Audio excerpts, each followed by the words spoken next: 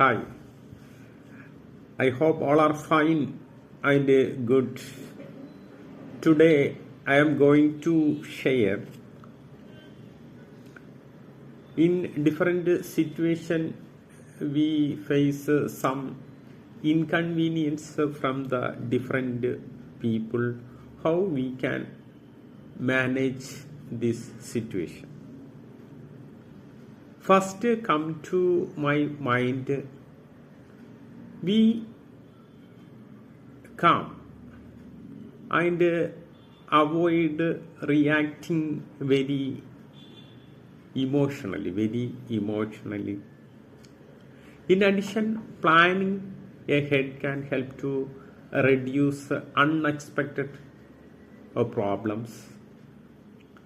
Moreover, learning to adapt changes allow us to handle difficult situations more effectively.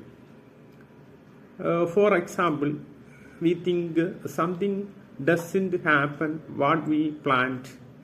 We find out the alternative solution. We have a lot of alternative solutions instead of worrying. Finally, by maintaining positive mindset and being patient, can manage inconvenient situations more effectively and confidently. Thank you.